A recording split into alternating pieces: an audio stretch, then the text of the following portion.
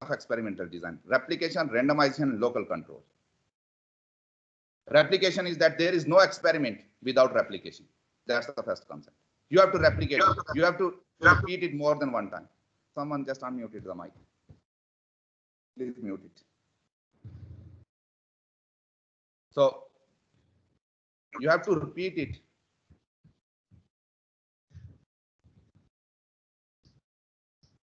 If you have any question, just feel comfortable and ask you. And if you do not have any question, please mute your mic, because it's creating distortion.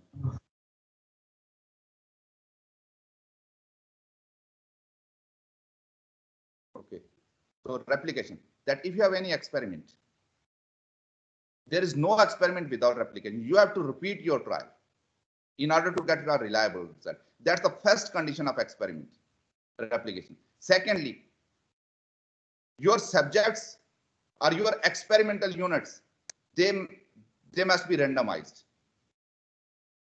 Each and every subject or each and every experimental unit must need to have an equal chance to be considered.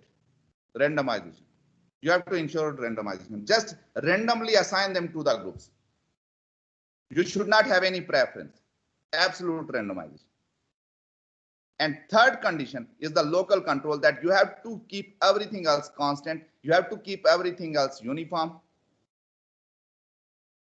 You should not allow anything else to influence your results. So you have, it's always desirable, try to keep the uniform conditions, and this is, we name it as the local control, to all of your experimental groups. And there should not be any deviation other than your independent variable, where you deliberately deviated something. Like that, with one group you offered 30%, with second group you offered. And when we conduct an experiment in the lab, normally we have more control on these variables. And you have to keep them constant. They should not change in your research. They should be uniform for everyone in order to see the effect of independent variable on dependent variable. So you have independent variable and then dependent variable. The dependent variable depends on independent variable. And the third aspect is the confounding variable, or anything additional variable that may affect something. Another name for it is the extraneous variable. And you have to control them and keep these variables as constant in your research. They should be constant. They should be uniform. They should not deviate in your research. And that might conclude my discussion on variable. And now we're going to continue with the data analysis. So as I told you, that it's the scale that tells you, and we have completed everything regarding the descriptive statistics. And then we switch to the inferential statistics. And the take-home message from that was that inferential statistics has everything to do with the sample. So there are two main sides of inferential statistics. One is estimation and other one is hypothesis testing. When it comes to the estimation, you can have point estimation and interval estimation. When you just use the sample data to represent to generalize your results to the population. For example, if you get a mean of 25, you say it's now my results are 25, and you just generalize your sample to the population. That's point estimation. While in case of interval estimation, you also calculate the error associated with your sample. So for example, if your sample mean is 25 and then you link it with the error, that I can have an error of 3 on the higher side as well as on the lower side. So other than the estimation, the second component of inferential statistics is the hypothesis testing. We test hypothesis.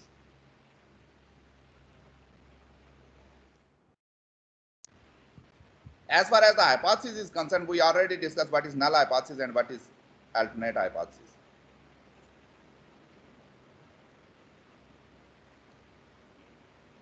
So in case of hypothesis testing, when you want to see the association of your nominal variable,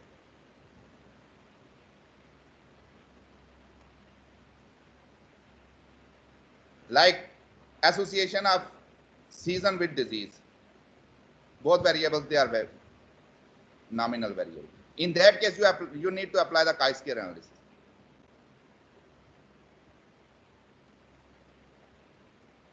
Sometime you need to compare a single mean against a fixed value.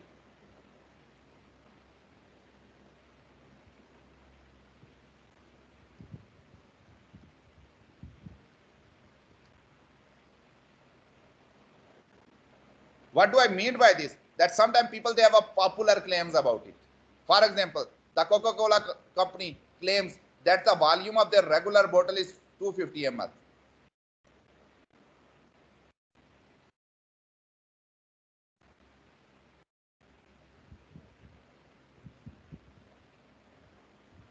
In order to test their claim, it's a single population. You need to take the sample, and from that sample, you need to test the mean against a fixed value. So in that case, your null hypothesis will be mu is equal to 250 ml, and your alternate hypothesis will be mu is not equal to 250 ml. When you need to compare a single mean against a fixed value, the suitable test is single sample t-test. And you test the mean against a fixed value, you use t-test. When you need to test two population mean,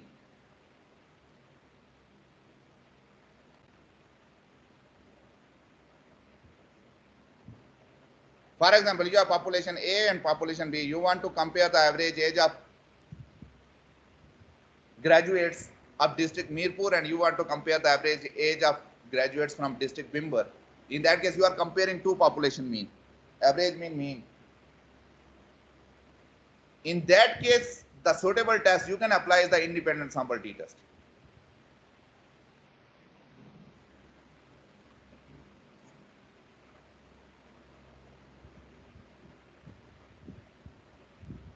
If your sample size is large means greater than 30, then you need to continue with the z-test. Although the value of your t-test after when you cross the limit of 30, it is exactly same as the z-test, so it does not make any difference. So you can use a single sample z-test and as well as independent sample z-test if your sample size is large. But even with t-test, there is no problem, because when you look at the distribution of t in your tables and all those stuff, you are going to see that after 30, it remains uniform.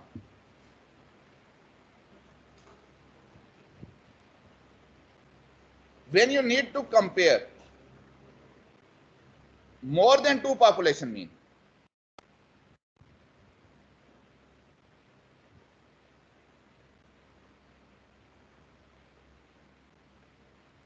for example, if you want to compare the average age of graduates from Mirpur, Bimber and Kotli, and even if you want to compare 4 population mean, if you want to compare 6 population means, if you want to compare 10 population mean from 10 different populations, in that case, your choice is ANOVA. ANOVA is abbreviation of analysis of variance.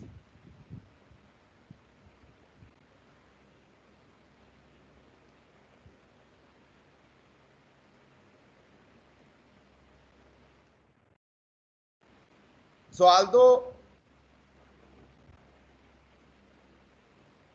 from the word ANOVA, analysis of variance, that gives a clue that maybe you are comparing the variance. ANOVA, analysis of variance, it uses the variance to compare the mean.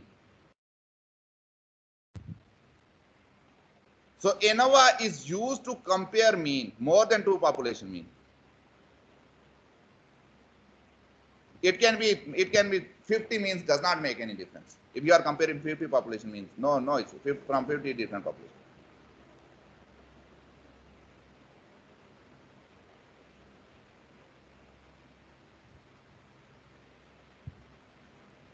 When you have an observational study, you never disturbed anything. You conducted a survey.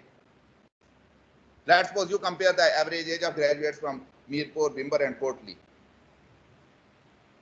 and your observational units, they are same, they are identical. In that case, your choice will be one-way ANOVA.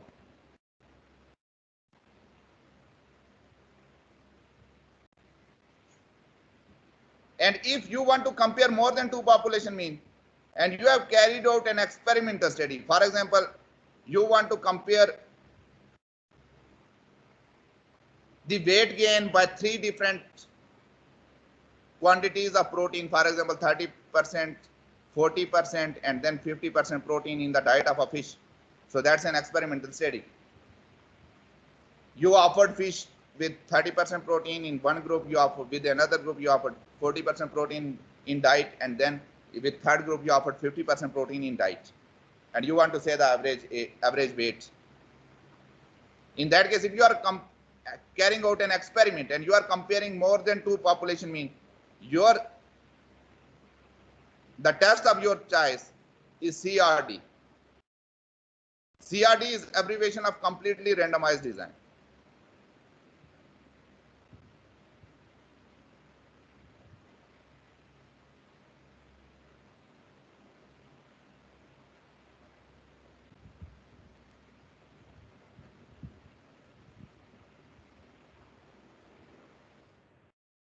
If you are carrying out a survey and you want to compare more than two population mean and your observational units are heterogeneous,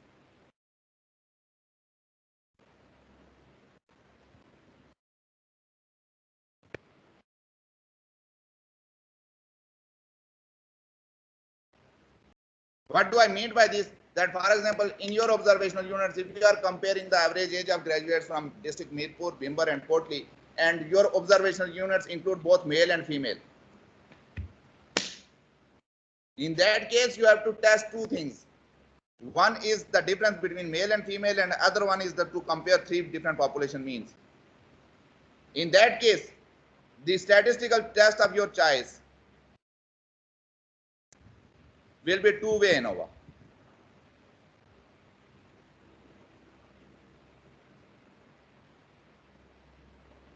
And if you are carrying out an experiment,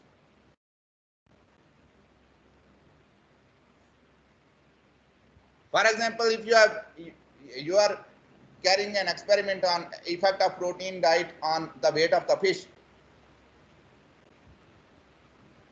and now your experimental units are heterogeneous.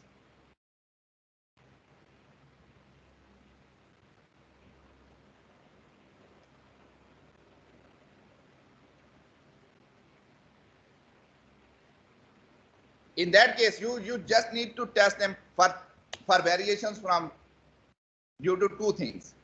One source of variation can be difference in protein, and another source of variation could be the sex of the fish.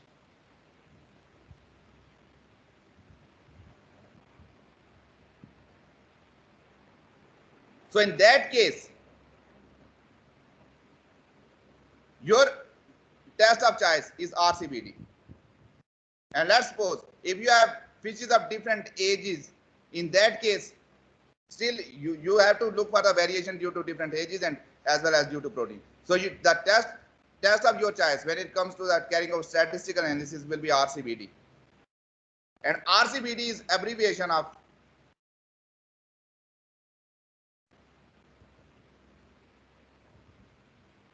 randomized complete block design.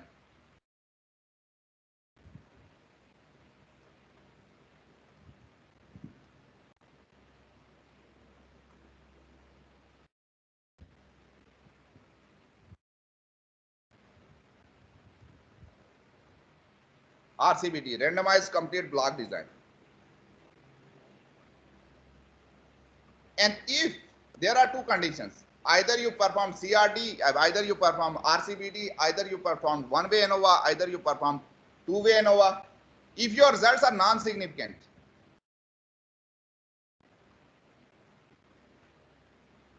and you do not see any significant difference, this means all means equal.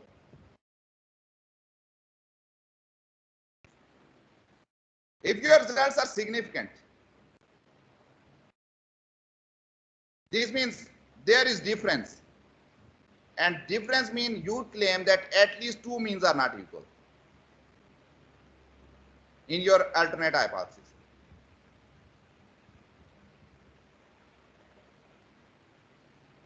So that means you have significant results. When you have significant result, there is a possibility. Let's suppose if I am comparing four population mean. So that's population A, and that is population B, and mu refers to the mean, that is population C, and mu of 4, D. So there is a possibility, maybe they are all different.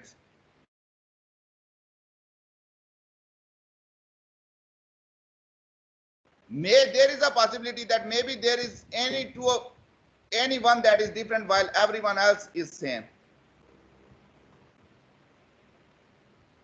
So in order to test where the difference is, when you see significant results after ANOVA, one-way ANOVA, after two-way ANOVA, after CRD, after RCBD, you have to move with the post hoc test.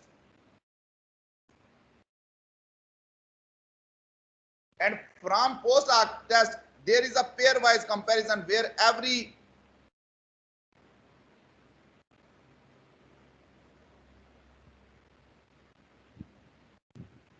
so in post hoc test, there is a pairwise comparison. And it will tell that where the real difference exists. And the test of choice in case of post hoc test, you can have Duncan's multiple range test.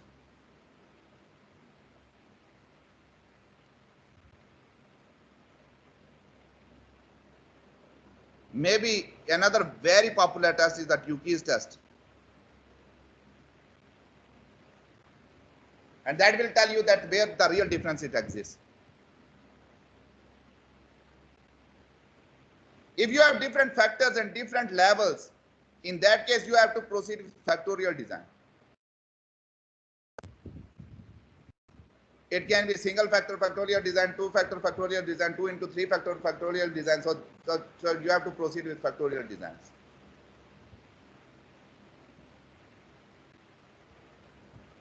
If you want to see how much the independent variable affects the dependent variable and data is continuous in both cases, both the variables, they are continuous variable, mean they are either measured on interval scale or the ratio scale.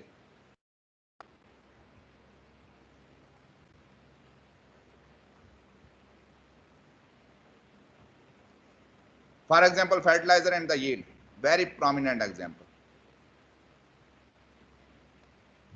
So fertilizer is continuous 1, 2, 3, 4, it can take any value of kgs, and yield once again it can take any values.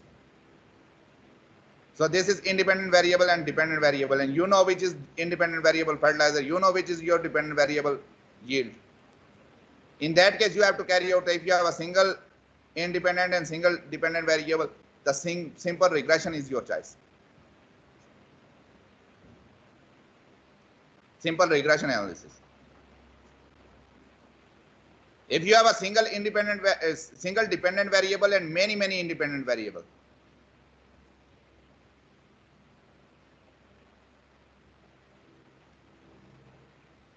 in that case, you have to proceed with multiple regression.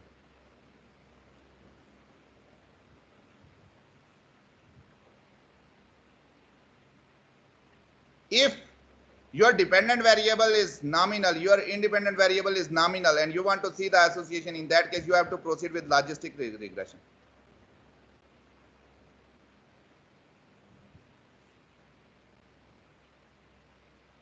If you want to just see association, how much they are linked to each other, and even you do not need to know about the independent and dependent variable, the simple analysis is correlation regression.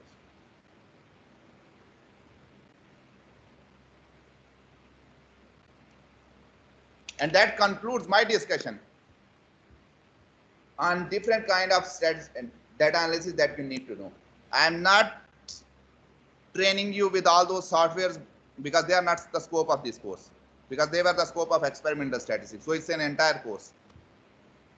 And as I do not have time for this, so I am just giving you a very brief description that how you can proceed. That once you know that what test I need to do, then you can just look on and you can just analyze that. because as this is not a course of statistics, so I cannot go on and discuss all those details of statistics. But if you are still interested, in that case, the lectures of biostatistics MS3 second, they are available online, so you can just look for them, and if you have any question, just feel free and ask. Do you have any question regarding this? Just feel comfortable and ask, and then we're going to continue.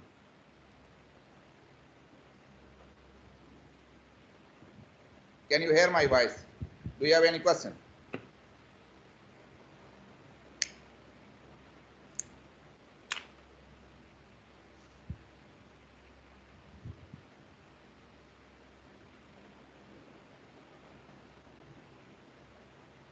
Do you have any question? Can you hear my voice?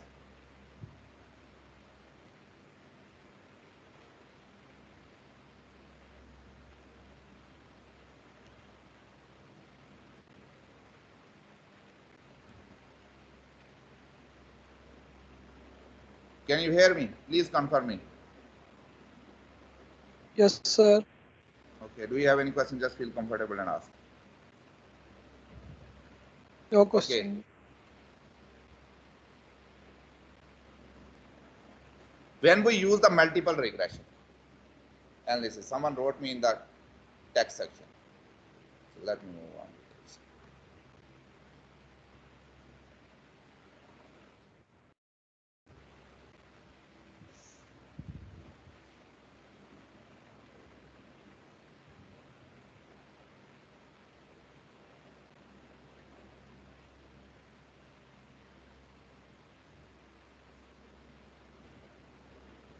For example, if you have a dependent variable like yield, so it's your dependent variable.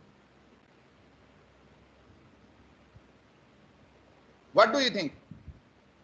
Does the yield only depends on fertilizer? When it comes to the nature,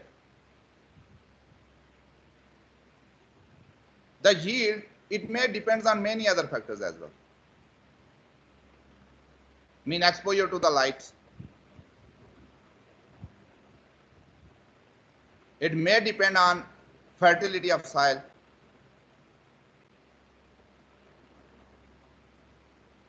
It may also depends on seed quality. The yield is also depends on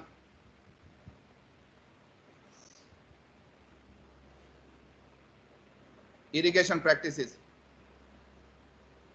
amount of water that is being offered to them.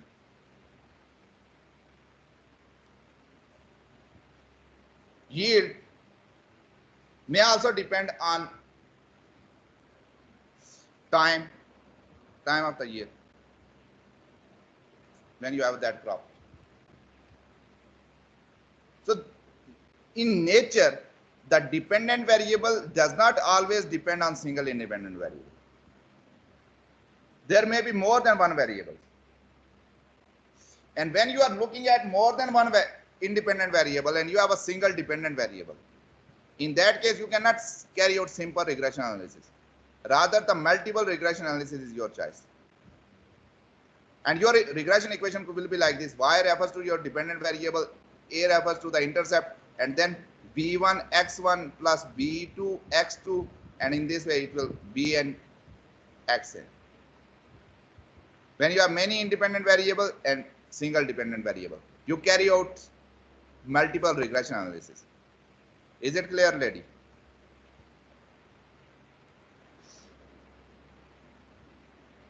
Do you have any question? Just feel comfortable and ask.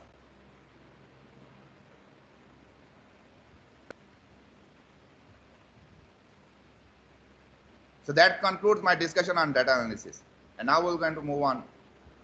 Let me switch to a new slide.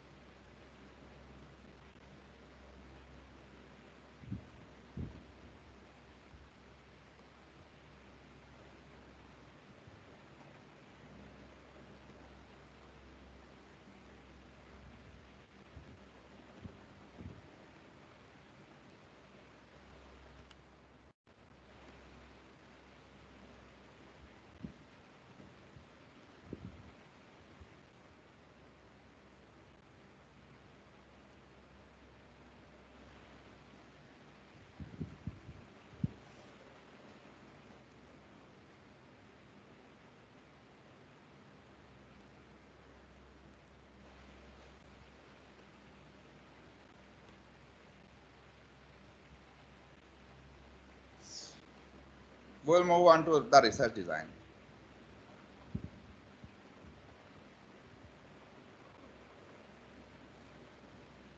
So research design includes everything. That is identification of problem,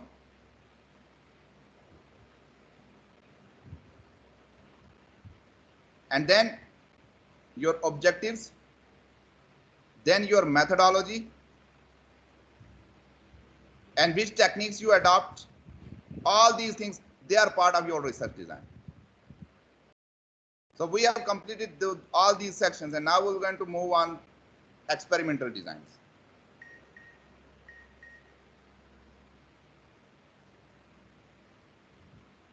What kind of, and even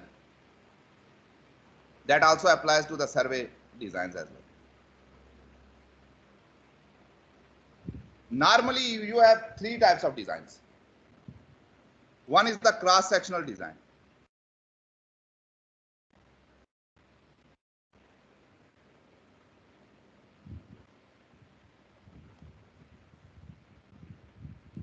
So that the criteria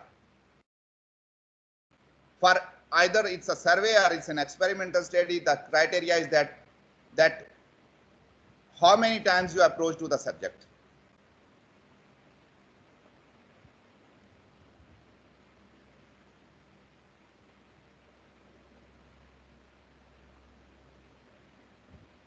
Another way to say it, that how many times you visit the population. When it's a survey, and when it's an experimental design, you can just move on to with all of your experimental units. So cross-sectional study is a single time study.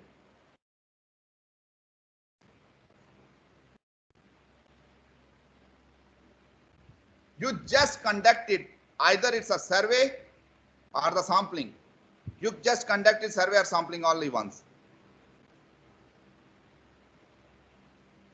And a prominent example could be that if you want to see the water contamination in an area, you just visited that place and conducted that survey and then came back and carried out your analysis, and that's all. So it will tell you, cross-sectional study normally tells you what's going on in the population, what's the reality now, present scenario.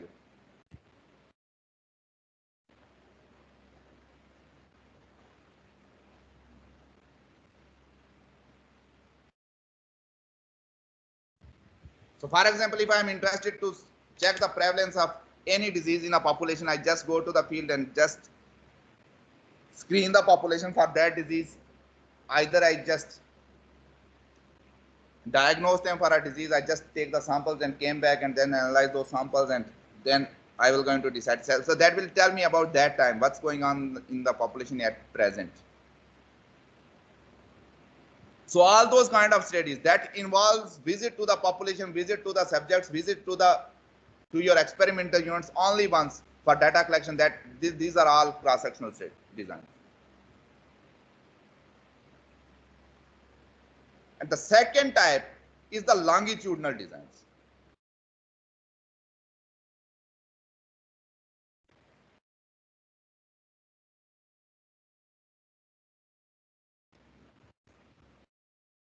Longitudinal involves approaching the subject, going to the population multiple times.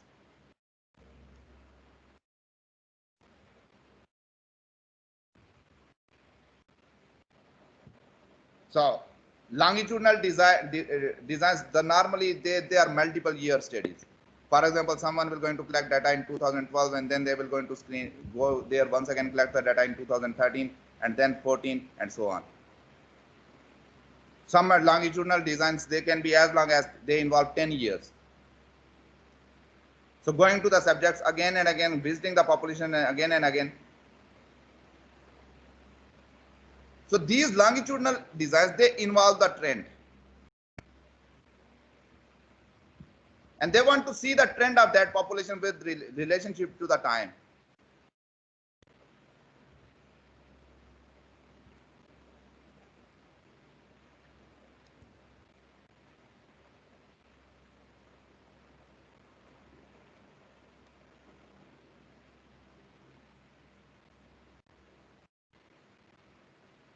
So normally it takes a very long time to carry out studies like this. But longitudinal designs, they have one advantage. For example, if I want to see the incidence, I will go and initially I need to have data of the prevalence and I need to identify all those previous cases and then I can check for the new cases. So it's trend with reference to time, trend of a problem, longitudinal design. And there is another kind of study that is being conducted, and sometimes that involves that they have just offered some kind of treatment. And those studies, we name them as the before and after study.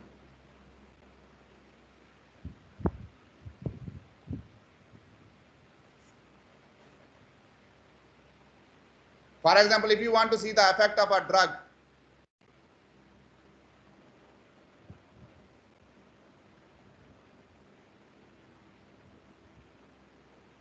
so what you need to do, that you are required to take the data before in offering the drug,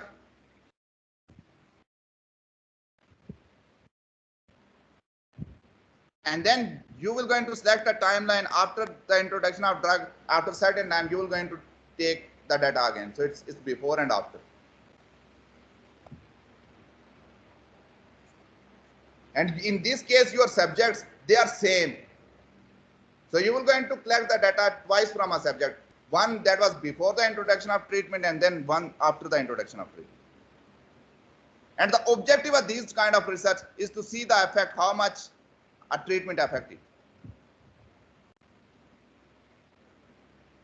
So as the subjects, they are same. So when you carry out before and after study, so pair t-test is suitable tool to carry out that if you are comparing them. So in your study, when it comes to the approaching to the population, going to the subjects and just collecting data from your experimental units, so that can be cross-sectional, that can be longitudinal, and that can be before after study. Do you have any question regarding this? Just feel comfortable and ask, and then we're going to continue. You have 1 minute to just think if you have any question regarding this.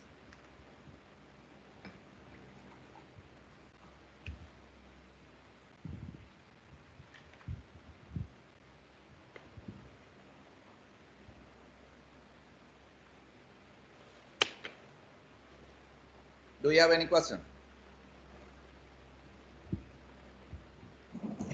Sir सरबासी की class है अब. Okay, in that case, I will going to take the class at 4 o'clock. Is it okay for you people? No sir. No, sir. Why? Sir, मैं sir घर पे light नहीं नहीं हूँ. होती तब. Is it okay at 5 o'clock in the evening?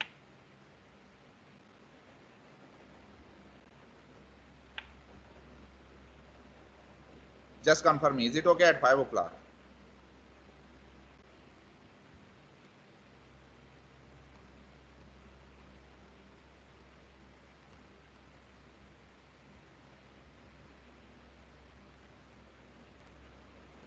So if you have any question, you can ask. In the meantime, just communicate with your CR or GR and update me about the time when you will be ready today for another class. Okay, sir. Okay, thank you very much. Just update me, maybe 1 hour earlier, and I will be okay. Thank you very much for your cooperation. You're welcome, sir.